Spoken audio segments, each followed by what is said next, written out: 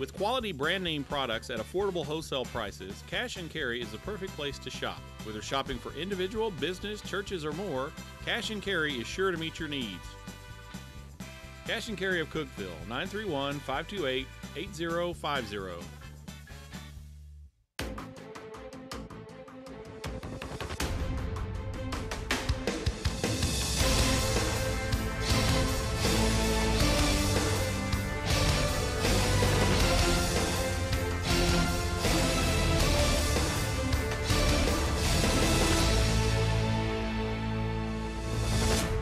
A homecoming victory. Hello, everyone, and welcome to the Watson Brown Show, presented by IWC Cash and Carry, alongside Tennessee Tech head coach Watson Brown. I'm your host, Buddy Pearson. Well, the only thing better than celebrating homecoming at Tennessee Tech is celebrating a homecoming with a victory.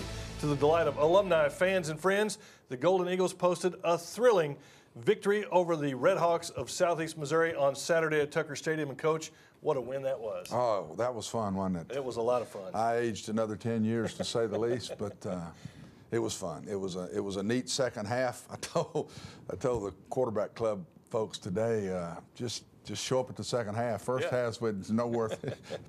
It's not even fun to watch our first halves, but the second halves have all been pretty good. Well, it's just kind of been the MO of your team that they never stop fighting. They never feel like they're out of a football game. And what a, it wasn't the prettiest of games, but boy, what a gutsy game it was for your players. Yeah, and just making plays at critical times in that game. Short yardage stops, turnovers as they're crossing our 50-yard line.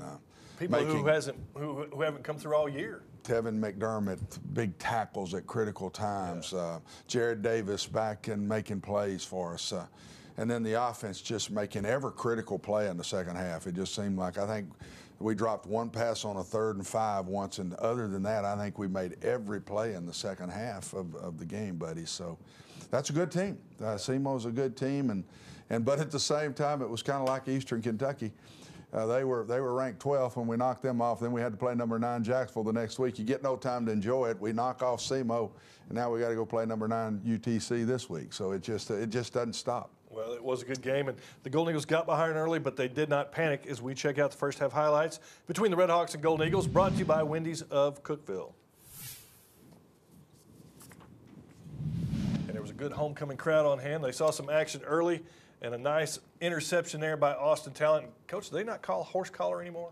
I guess that's not a call anymore. I don't know, but they took it to us, buddy, especially in the first half, and really the whole game offensively. They're a very good offensive team, and very strong offensive line, really good receivers, an experienced quarterback. This was just a missed assignment, which really makes you upset, that we had an offensive lineman have a missed assignment, let a free guy come free and hit us at the mesh point back there on the handoff, and gave them 3 points. Our defense held that to 3. Darian Stone in a quarterback starting. A nice pass there to Steve Wilson, who's kind of been MIA a little bit this season. Good catch for him. Yeah, I'm glad to say. I thought it was, we all said it's Steve's best game, not just because of that catch, but he blocked well. He didn't have missed assignments that he's had a little trouble with. And then Jared Davis comes in. Jared comes in, just a little stale. We just weren't getting anything done, and they were really crowding the line of scrimmage, and we said, let's give Jared a series and see what happens, and he never came out of the game from that point on. He throws it to Brock McCoy, and Coach, what an individual effort Brock McCoy gives you every time, and look how he tries to get to the end zone here. Brock is he's just a special kid, and he's such a competitor, real nice read handoff here. We call it the midline, right down close to the goal line. Radier Noor gets the ball in the end zone and gets us back in the ball game.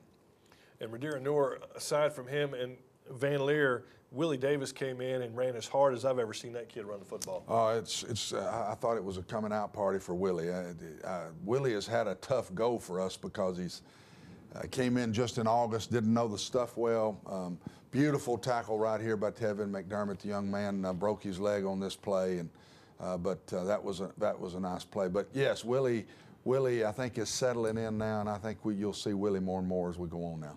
You're only down 13-7 at the half, and everybody pretty much in the stadium is feeling like, pretty fortunate to just be down 6 points. Yeah, I mean, they stuck it to us pretty good. Yeah. We had 2 drives, didn't get any points out of one, got a touchdown out of another. The rest of the game, they dominated the first half. So we felt very lucky to be 13-7 at the half, but we also know how we play in second halves here at home, and we thought we could come back and still win the game. Yeah, was there at any point, there at halftime or in the first half that you're sitting here thinking, let's just get to the second half because we know what we can do in the second half? Well, I don't think I felt that during the first half because, I mean, we were getting it taken to us. But I got in the locker room at the half, and I told the kids, I said, really, we haven't played all that well yet. Yeah. We hadn't made a lot of plays. They're taking it to us, and yet we're only down 6 points. Let's see if we can go back and win the game. Well, the Golden Eagles refuse to lose as we check out the second half highlights brought to you by Miller Lite.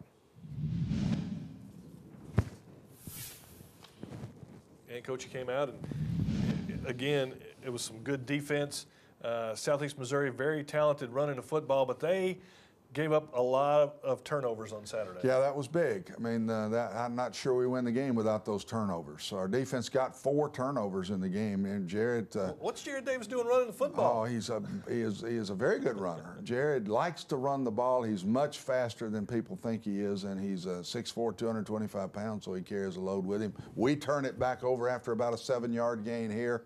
Poor Ladarius, he didn't have a very good day. It's probably the worst game he's played since he's been at Tennessee Tech, and that's what really gave Willie Davis the shot to get in the game and to play in the second half. And Willie Davis, obviously a good blocking back when he's in there, and that opens up some passing lanes for Jared Davis to hit people like Cody Matthews. Yeah, Cody had another really good game. I think Brock and Cody both had 7 catches apiece, and our go-to guys, when we're good on offense, you see certain people touching the ball. And what a circus catch by Matthews there for a touchdown. Yeah, just a great catch, great throw. That's a run-pass play that the quarterback can either hand it off or throw a pass off of it, and Jared picked the right one to throw the fade to Cody right there. Big play, 4th down, Tennessee Tech holds, gets the ball back, and then Jared Davis, great individual effort with a little help from Brock McCoy. Yeah, a little push in the back from Brock there to get Jared in, but a beautiful read play, and this time it's the same.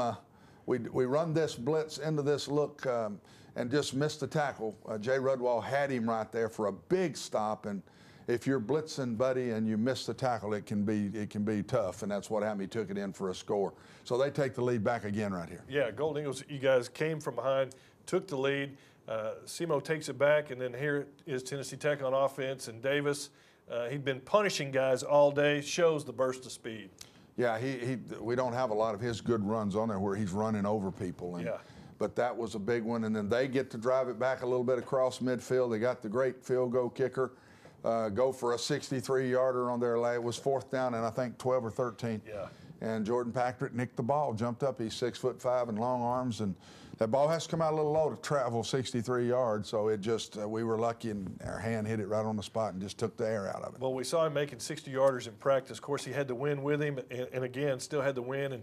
And with a guy like that, you figure he can probably make one from 63 yards, but like you said, you kick it low. Jordan Patrick's a big kid. He gets the hand. Well, and then again, I had to make a decision. I'm on the sidelines, and we've got 3 timeouts. Do we want to ice him? Right. And I said, well, if I stop and ice him right here, they may go and decide to go for it. Right. I'd rather him try a 63-yarder than go for the 4th and 12 myself. So I just let him go ahead and give it a shot, and it lucked out. If he had made the kick, I would have hit myself about 3 times for those 3 timeouts I still had left. It's a very strange play calling, too, or some time management there for Southeast Missouri. They let the clock run down while they had the ball instead of really trying to work to get a, I defended him a little bit today with that because I think what they were trying to do, they didn't want us to have it again. Yeah.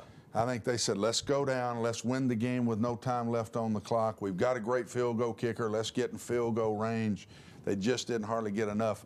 The big play in the game was the call that I thought Don Landholm, our defensive coordinator, made on 3rd down when he all-out blitzed them. Yeah. He brought all 7 guys and 0 man, and that's scary when you do that, but it worked, and that made them have to make a decision on 4th down.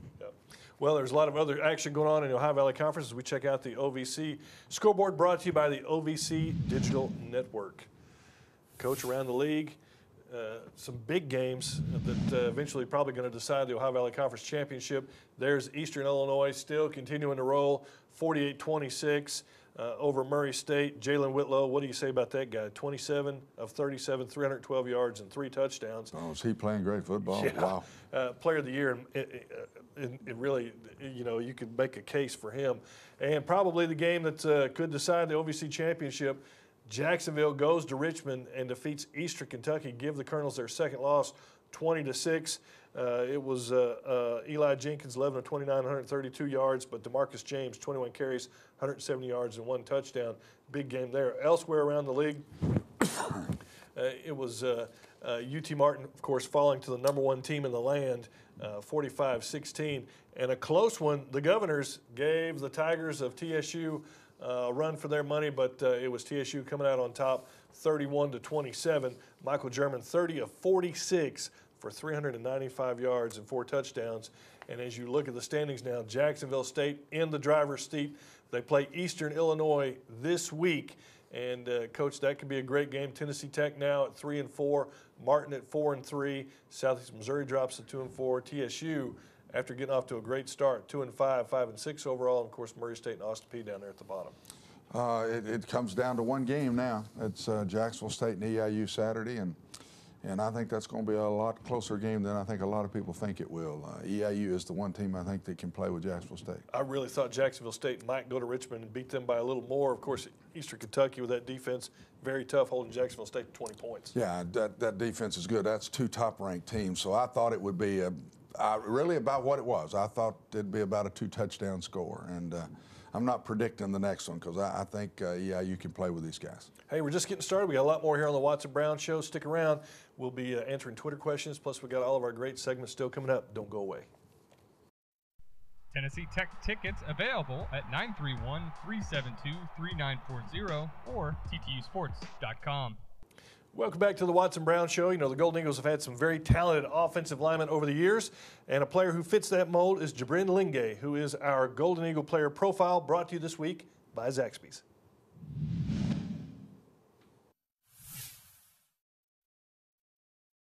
My name is Jabrin Lingay.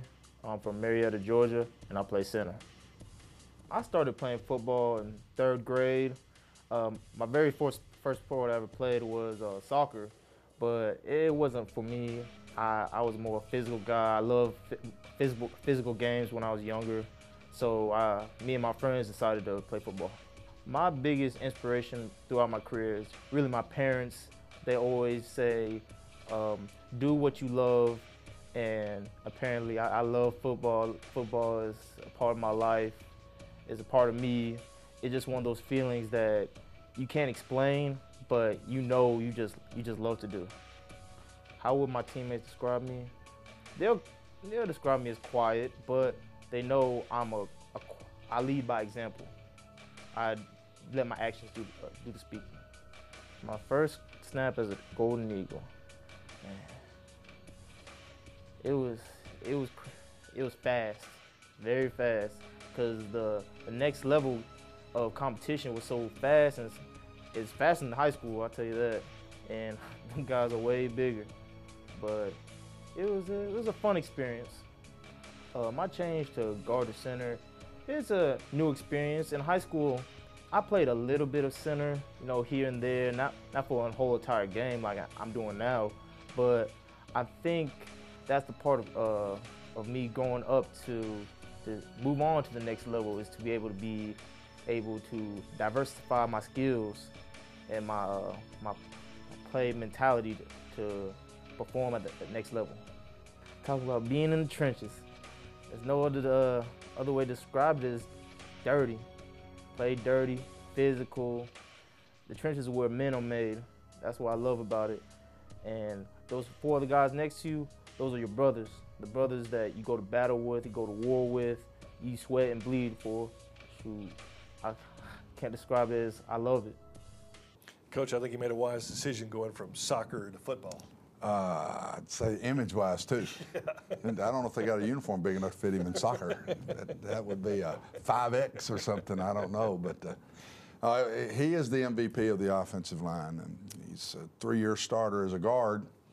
He's in his junior year now, and after our injury to Charles Mouton, we just felt like we had to move him to center, and played it just a little bit in high school. We were a gun team first, so it's been very hard for him to do, but that change has brought our offense from really not doing anything to now, maybe not consistent, but we have gotten pretty formidable here in the last 3 or 4 weeks. Yeah, it certainly has helped quite a bit.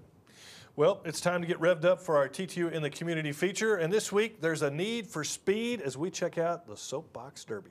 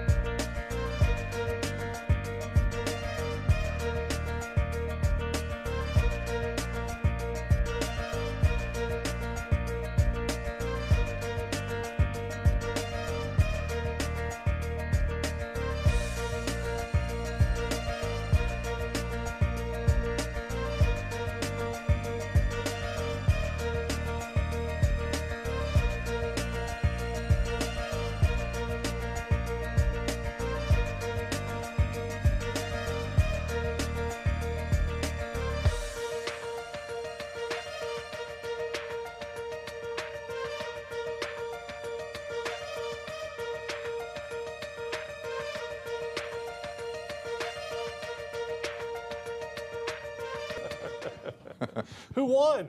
I don't know. We didn't even find out who won. They cut it off. Did he score? Did he catch it? Soapbox Derby is a lot of fun. It's really gotten big. It's that spot there on 12th right there by the stadium where I thought the SEMO place kicker was going to be kicking footballs the other day. But, you know, everybody comes and gathers, and we've had people who've gone on to Indiana to the National Soapbox Derby. Really? And it's really caught on.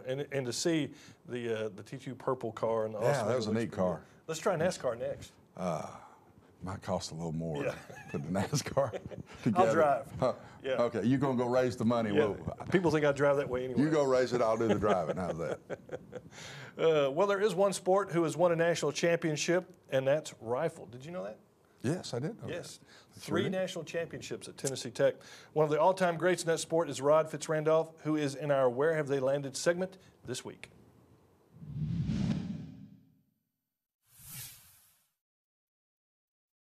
Rod Fitzrandolph was a graduate of Tech in 1980, was there from 1976 until 1980. I grew up all over the country. My dad worked for Harris Electronics, and he got contracts from the military about every year or two. So I think in the first 21 years of life, we moved to about 13 different places. They had, they were one of about 12 schools that were offering me scholarships, and I happened to know several of the shooters there. Went for an official visit, thoroughly enjoyed myself, and there was some competition. I mean, WVU had a great team, ETSU, WKU, EKU, the academies, obviously, University of Alaska. So there was a lot of potential there. Being on the shooting team was essentially a fraternity in itself. We ate, at times we slept, but not in a weird way. together, studied often together, obviously traveled together, and it was a good group of guys and gals too. You know, they were fun to be around, intellectually stimulating. You know, it was just a really good group of friends. They weren't just teammates, they were great friends. And it made the whole experience, you know, just a very, very pleasurable one. My major was pre-med, and I decided before I got there that that's where I was heading. I didn't know at the time how difficult that would be, and I remember in my sophomore year, I was taking organic and a couple of other very challenging courses, and I called up my parents and said, I can't do this. I'm either going to have to drop pre-med or I'm going to have to drop shooting because I can't do both. I talked to Jim Newkirk, the coach at the time. I explained to him, and you would have thought that I'd slapped him across the face. You know, you can't do this. You know, I'll work with you, whatever you have to do. And because of that flexibility, I was able to continue. It didn't get a lot easier, but a little bit easier after my sophomore year. So there was a time in there when I really didn't think that I was going to be able to go through that. It was challenging beyond description. It's a tough balance between academics and sports that I'm sure every one of the candidates that you're interviewing will agree upon. And it's just something that you've got to do. I think it prepares you for life, because life is a big balance of a lot of different interests. And it was beneficial from that standpoint. After Tech, I was fortunate enough to get into the University of South Florida College of Medicine. Now it's called the Morsani College of Medicine. But spent 4 years there, a year up in Jacksonville doing an internship, and then residency back down here in Tampa. I've been an anesthesiologist now for 27 years, and spent about 18 years in the hospital setting, taking call and getting ridiculously few hours of sleep. And there comes a point in, I think, everybody's career where you just say enough is enough. So now I've migrated to the ambulatory surgery center side, which has far more regular hours. Throughout life, you're going to be faced with a lot of challenges, and people gravitate towards high energy, positive individuals.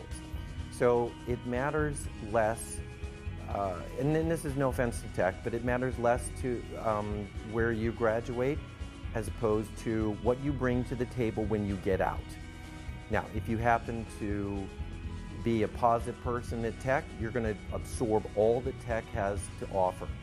If you get out into the real world, working world, and carry that with you, it's going to propel you to heights that you never knew.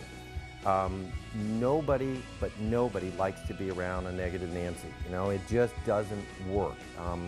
You've got to have a can-do attitude. That when you take that to a job, the employer will eat it up. And how you perform on that daily basis, on a consistent basis, is going to take you far more than where you graduate. I'm Rod Fitz-Randolph, and this is where I've landed.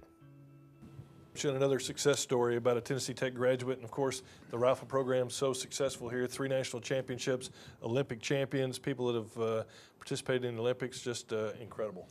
I give our guys credit for finding these guys, but really it's not hard because we got a lot of them. Yeah. In all the different sports. We've been doing this, what, 7 years now or something like that. Oh, and wow. And yet we're still, they're popping up, and what another great story right there. Yeah. Hey, stick around. Coach Brown's going to take your Twitter questions, plus we're going to talk about this week's opponent, the Chattanooga Mocs, right after this. Stay. Tennessee Tech tickets available at 931-372-3940 or ttusports.com. Welcome back to the Watson Brown Show, presented by IWC Cash and Carry. Hey, if you have a question for Coach Brown, you can tweet it at TTU Golden Eagles. That's what you can tweet it at. And of course, we've got some for you, Coach, as we move into this segment, sponsored by the Golden Eagle Sports Network. And your first Twitter question comes from the Ryan Shea. How do you think last week's performance impacted Jared Davis's confidence? I think it helped him immensely. So proud of him. He got benched back gosh, 5-6 weeks ago, buddy, I think it was. And he's just been fantastic. He's practiced hard. He's been right there for Darian Stone through this whole thing. And when he got his chance, he went in and performed. I think it'll lead him into next year and in that quarterback battle as he tries to become our guy. Played a fantastic game, running and throwing.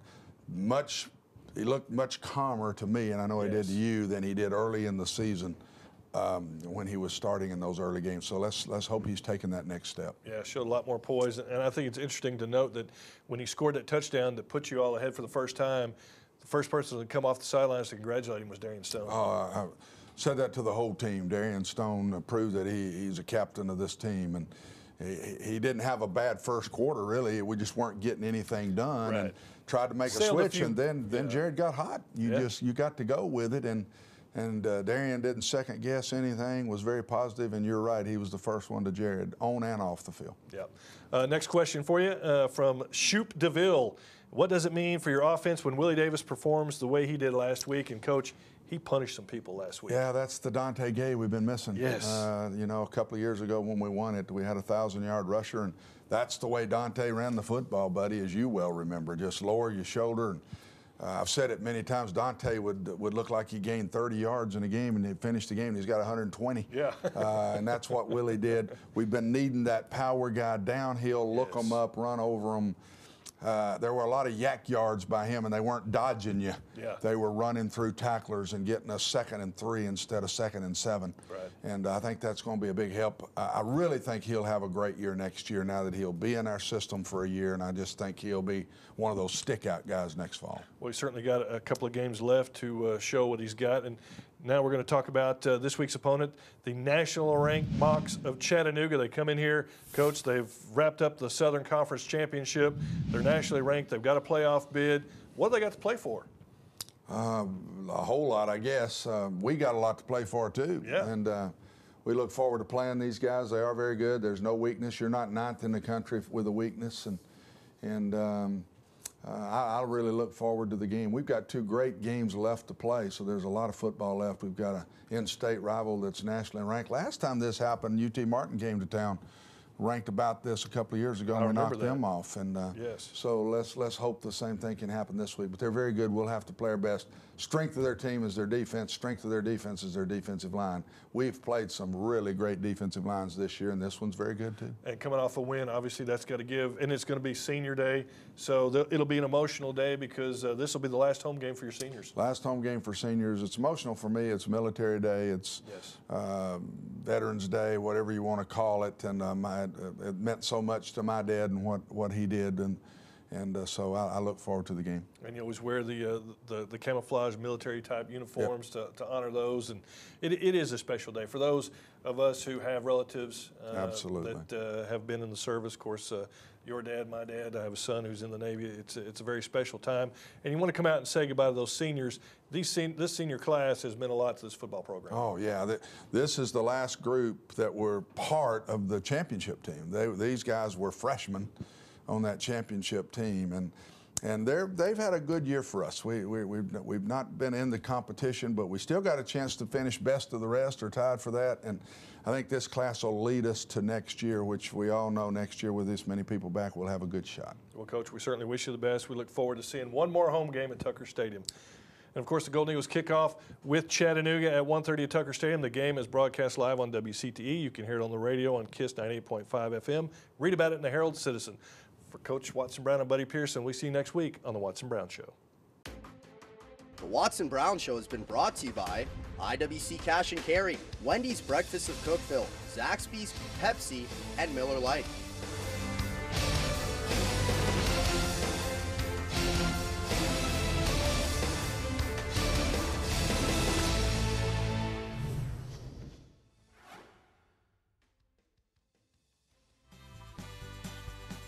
With quality brand name products at affordable wholesale prices, Cash and Carry is the perfect place to shop. Whether shopping for individual, business, churches, or more, Cash and Carry is sure to meet your needs.